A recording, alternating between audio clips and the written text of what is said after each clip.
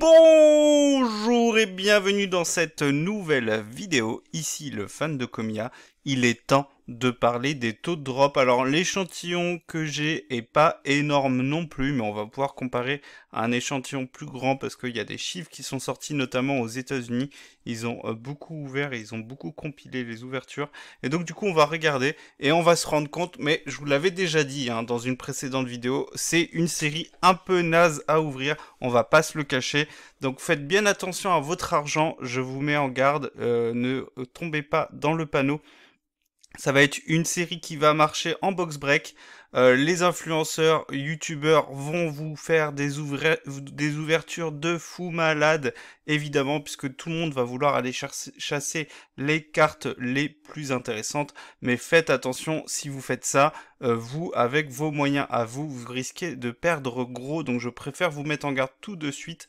Et je vais vous expliquer du coup avec les chiffres qui sont ici présents, eh bien pourquoi il ne faut pas acheter. Alors vous pouvez acheter, vous pouvez ouvrir un peu, c'est d'ailleurs ce que je vais faire aussi parce que j'aime bien ouvrir les nouvelles séries au moment de leur sortie, mais eh bien faut faire attention. Alors c'est d'autant plus vrai que c'est déjà vrai d'habitude, mais là comme la demande est très forte et que les objets vont être durs à obtenir, sauf si vous les trouvez en magasin, mais tout le monde va vouloir les prendre en magasin aussi, eh bien, et ça va être très compliqué, et du coup, vous allez vous retrouver avec une rentabilité, on aura l'occasion d'y revenir dans une prochaine vidéo, qui sera très très faible, et donc du coup, ça va être compliqué de vous y retrouver. Avant de se lancer dans les chiffres, je vous rappelle que vous pouvez vous abonner pour suivre l'actualité de la chaîne. On est très très proche des 300. Ça serait bien qu'on atteigne les 300 d'ici la fin du mois. Je pense que c'est jouable. N'hésitez pas à mettre un petit pouce et on se lance dans la vidéo. Alors au niveau du français, j'ai eu quelques ouvertures en plus, mais ça n'a pas trop changé. C'est au niveau des SAR où il y en a eu du coup au total 2. Je crois que dans la précédente vidéo, il n'y en avait pas encore.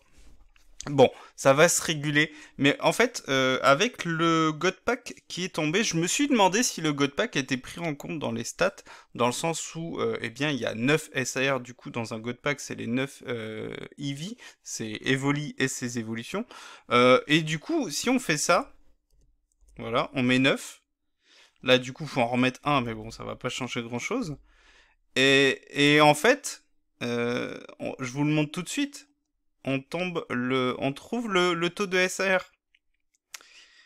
Donc la question que je me suis posée, et ça on pourra y répondre seulement dans les jours à venir, puisque du coup pour l'instant on n'a pas plus d'infos, mais si le God Pack compte dans le taux de SAR, qui est de donc du coup environ une tous les 53 boosters, euh, donc du coup on est d'accord que les SAR elles tombent jamais en fait. Parce que vous allez voir, en fait, sur tous les boosters, toutes les ouvertures que j'ai vues, au total, on a 5 SAR. Et les SAR dresseurs, j'en ai toujours pas vu en ouverture. Je vous les avais expliqué, je les avais mis à part pour voir s'il y avait une différence. Bon, pour l'instant, il n'y a pas de grande différence. Enfin, si, la différence qu'il y a, c'est qu'elles sont pas tombées. Enfin bref. Les Pokéballs, on se stabilise un tout petit peu au-dessus de 3, donc je pense que la théorie qui veut qu'il y en a une tous les 3 boosters, elle est cohérente. Bon, vous vous rappelez, j'avais misé sur une tous les boosters, je vais pas y revenir, je savais pas que Pokémon Company allait aussi intégrer les reverse classiques. Bon, c'est pas très grave, en soi je suis pas très très loin du compte. Mais du coup c'est mieux que le taux japonais, mais n'oubliez pas que dans le set japonais il y avait plus de cartes. Donc du coup, pour avoir une carte spécifique, je pense que vous êtes à peu près sur les mêmes taux. J'ai pas calculé, mais je pense que c'est à peu près la même chose. Là où ça va changer, c'est que on a des cartes qui ne sont pas en commun, comme par exemple le Suicune qui n'est pas dans le set japonais, mais qui est dans le set français et américain. Donc pour ceux qui collectionnent ce Pokémon-là, forcément ça va jouer, c'est une carte qui va être recherchée. Bon, le Suicune et le Groudon, c'est les deux Pokémon hors Evoli que je vois fonctionner.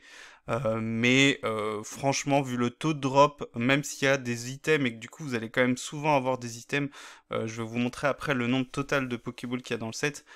Très franchement, je vois pas ces cartes coter beaucoup puisque c'est une rareté faible, même si c'est entre guillemets des hits. Alors il y a un peu un débat. Moi je considère comme certains que, effectivement, comme c'est une carte qui est différente des cartes que vous êtes sûr d'avoir, hein, donc les co, unco et les holo, eh ben on peut considérer que c'est une rareté en plus. C'est d'ailleurs assez marrant parce que en termes de rareté, c'est la rareté la plus faible, et du coup, quid des X, hein, qui sont seulement à une tous les 5-6 boosters, hein, ça on a l'habitude comme d'habitude.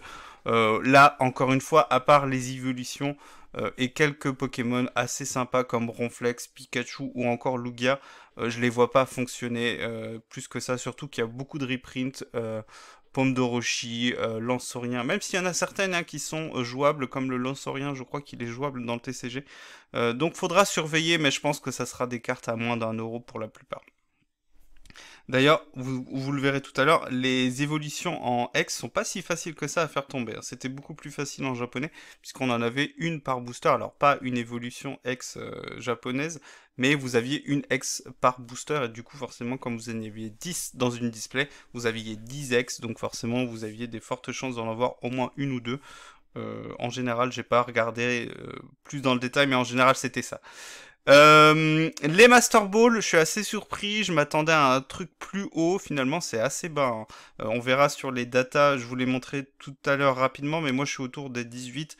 Il s'avère que sur l'échantillon que les Américains ont eu, c'est 19, et sur les ouvertures américaines c'est catastrophique, donc c'est un très mauvais batch. Voilà. Alors les Master Ball, ça va être des chase cards comme les SAR, donc ça sera l'intermédiaire, hein, parce que du coup on l'a vu, les SAR, on sera autour des 50-60. Les Master Ball, ça va être des cartes qui vont être recherchées évidemment, surtout sur les EV. Mais encore une fois, il y a une forte population puisqu'il y a plus de 60 Master Ball possibles. Donc du coup, ça explose à chaque fois le taux de drop d'une carte spécifique, c'est toujours pareil. Donc du coup, ce sont des cartes qui vont coûter cher, à part évidemment les Pokémon qui ne seront pas recherchés, et les gens vont essayer de les revendre ou les garder dans leur collection, hein, ça dépend. Pour le coup, moi, pour ma collection, hein, je vous en reparlerai, mais je vous en parle maintenant. Techniquement, il n'y a qu'une seule carte que je recherche de mémoire, hein, parce que j'ai pas vu tout le set, j'ai pas encore eu le temps de regarder, puisque mécaniquement je vois les ouvertures, mais j'ai pas noté tous les co-unco que je recherche. Mais concrètement, comme je collectionne Farfury, je vous en ai déjà parlé, c'est une Pokéball que j'irai chercher, qui coûtera pas cher. La Master Ball, je pense que maximum on sera à 5-10 € dans un mois ou 2 mois. Donc très clairement, c'est pas ça qui va me ruiner. Au niveau des Gold, toujours aussi peu intéressant, même s'il y a le Pikachu, donc ça peut être une carte intéressante à aller chercher. Donc c'est peut-être une carte qui va gonfler légèrement l'espérance, mais très clairement, vous serez à une tous les 100 boosters comme d'habitude. Donc si vous ouvrez une vingtaine, une trentaine de boosters, il y a quand même très peu de chances que vous ayez cette carte. Ce qui est assez notable, alors j'ai pas compté les Aces, parce que les Aces c'est toujours pareil, soit elles sont jouées et à ce moment-là, elles peuvent être à 2-3 € grand maximum, on l'a vu sur les précédentes séries, soit elles sont inintéressantes, elles ne sont pas jouables, et du coup elles ont un très faible impact, pardon. Et je crois, j'ai vu, hein, c'est une tous les 20-29, c'est ça. Donc c'est pas ça qui va vous sauver dans votre ouverture. Donc je les ai pas comptés. Donc le taux de hit, vous pouvez considérer qu'il est de 1,5. Donc c'est assez fou, hein. Donc il y a quasiment un hit tous les 2 boosters, tous les 1 booster. Donc ça veut dire que, on va dire en moyenne, vous allez ouvrir 5 boosters. Il y a de fortes chances que vous ayez 4 hits, 5 ou 6. Parce qu'en fait, ça, dans le tableau, ça transparaît pas, mais j'ai vu beaucoup d'ouvertures, donc je peux vous en parler. Il n'est pas rare d'avoir 2 ou 3 hits dans un booster. Le combo Pokéball X, Master Ball X, et même, je l'ai vu, Pokéball, Master Ball et FA. Bon, les FA, je vous en ai pas parlé, mais c'est les dresseurs, donc du coup, peu de recherche, peu d'intérêt pour ces cartes-là. Même si c'est le taux habituel, donc pas de surprise à ce niveau-là. Au niveau des ouvertures aux États-Unis, je n'ai pas vu de Gold, je n'ai pas vu de SR Dresser, mais au niveau des taux, vous voyez qu'on a à peu près la même chose. Il y a eu un tout petit peu plus de chance sur le batch que j'ai vu, les 238 boosters, j'en ai pas vu beaucoup. Il y a eu beaucoup d'ouvertures, mais les Américains, ils font beaucoup de contenu où ils vont chercher des cartes, donc du coup ils font pas l'inventaire, ou du moins j'ai pas le temps de voir. Je pense à une vidéo de Pokérev où il ouvre 100 boosters je crois, mais il montre, on n'a pas le temps de voir les hits, donc très clairement j'avais pas envie de regarder une vidéo pendant 45 minutes alors qu'elle en dure 20 ou 30. Donc j'ai un échantillon plus faible, bon, qui va grossir évidemment, hein, ça c'est sûr et certain, mais vous voyez que au niveau du taux de hit, au niveau des Master Balls, c'est là où c'est un peu fort, hein. Franchement, un très mauvais batch, comme quoi vous pouvez vraiment passer à côté en ouvrant beaucoup, hein. C'est ça qui est assez fort dans Pokémon, et au niveau des statistiques et des probabilités, c'est que même avec un gros échantillon, vous pouvez passer à côté, hein. C'est assez fou, mais par contre au niveau des SR, c'est mieux que le batch que j'avais en français, où là il y avait que 2 SR.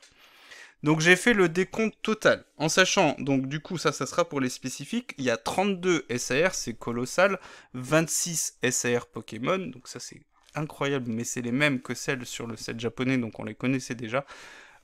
Si je me suis pas trompé, encore une fois, j'ai fait un peu comme je pouvais, j'ai pas réussi à retrouver toutes les données. Les Master Balls, je crois que c'est sûr que c'est ça. Donc les Master Balls, seuls les Pokémon Ko, Unco et Holo peuvent être en Master Ball, donc du coup il y en a 67 sur le set occidental, donc pour nous, sur les 131 cartes qu'il y a dans le set, hors secrète. Il y a 100 Pokéballs classiques normalement, puisque du coup aux 67 Pokémon il faut ajouter des objets, il y en a énormément, il y en a une chier, franchement c'est incroyable. Alors il y en a certains qui sont cool hein, dans le TCG compétitif, donc qui vont donner une sorte de plus-value à votre booster, mais encore une fois c'est pas des cartes que vous allez vendre à 200 €, ce sera des cartes que vous pouvez revendre dans l'immédiat, parce que du coup il y a aussi les rotations, donc ça c'est quelque chose à prendre en compte, même si ces cartes là sont à l'abri, parce que ça va pas arriver tout de suite, donc vous pouvez les revendre par exemple le Poffin copain autour des 1 €, donc il y a une forte demande à ce niveau-là.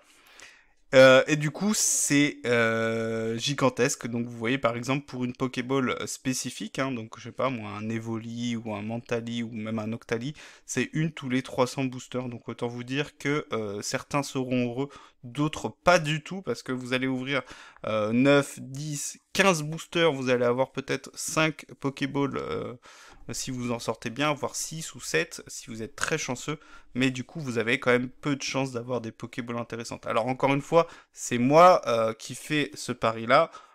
Ça se trouve la demande sera forte, j'y crois pas du tout évidemment, et comme on va être beaucoup à ouvrir et comme va y avoir beaucoup d'ouverture en box break parce qu'il y a l'appétence au niveau des SR, il va y avoir de la comment dire, il va y avoir l'envie de capturer l'instant de la SR, donc forcément ça va être ouvert, hein. Beaucoup de gens disaient oui mais c'est une série où les gens vont garder scellés. Non, non, non, non. Les gens vont ouvrir par tonnes. Ils vont ouvrir par tonnes, vous vous rendez pas compte. Ça va être énorme, c'est incroyable. Même les ex, hein, vous voyez les ex, il y en a une vingtaine, donc forcément les chances de dropper un Pikachu ou un Voltali ex ou tout ce que vous voulez, elles sont assez faibles, hein. C'est quand même assez dingue. Eh bien, je vous parle pas des Master Ball où là, du coup, ça explose complètement. Alors, vous voyez que c'est assez paradoxal, mais là où le Noctali SAR était tombé plus facilement que le Noctali Master Ball, là, les rôles se sont inversés. Donc, à voir si ça va avoir un rôle sur les dynamiques au niveau du prix de la carte. Mais il faudrait que je revérifie, mais normalement, si je me suis pas trompé, eh bien, la Master Ball Noctali a quand même plus de chances de tomber que la Noctali SAR. Mais après, il y a le God Pack. Donc, faut connaître le taux de probabilité du God Pack. Je vais y arriver. Donc, une fois qu'on aura cette info-là, on pourra le prendre en compte. Donc, le God Pack, hein, les 9 SAR, c'est assez fou. Encore une fois, je pense que très, très clairement, le God Pack, c'est le truc qui va faire que le set va fonctionner. Autrement, avec des taux de drop comme ça, beaucoup plus de gens auraient boudé la série. Mais là, le fait que les God Packs ont été confirmés, ça va donner une aura incroyable à la série. Alors, à mauvais escient, pour moi, c'est très clairement une très mauvaise chose. Je vous en ai un peu parlé au début de la vidéo, donc là, je vais arrêter la vidéo, donc je vous laisse avec les taux de drop. Donc là, on est sur 2700 boosters, donc c'est un échantillon plus grand que le mien. Bon, le mien va grossir et du coup, je vous referai une vidéo dans les semaines à venir. Moi, très clairement, c'est un set où des gens vont se casser les dents, des gens vont perdre beaucoup d'argent, mais à l'inverse, des gens vont gagner énormément d'argent. Donc, je vous appelle, vous, ma communauté, ma petite communauté, on fait avec ce qu'on a, mais je sais que la communauté ne demande qu'à grossir et je vais faire en sorte que cette communauté grossisse et s'agrandisse. Mais je vous préviens, je vous appelle à votre raisonnement, à votre bonne conscience. Faites attention, c'est un set où vous pouvez perdre gros. Ne pensez pas que eh bien, vous avez des fortes chances de tomber la carte que vous voulez. Certains vont y arriver tôt, certains vont y arriver facilement, mais beaucoup vont se casser les dents dessus. Et donc faites bien attention, et faites bien attention au prix auquel vous achetez les items. Ne tombez pas dans le FOMO. Allez, on se dit à bientôt en espérant que ça ne soit pas catastrophique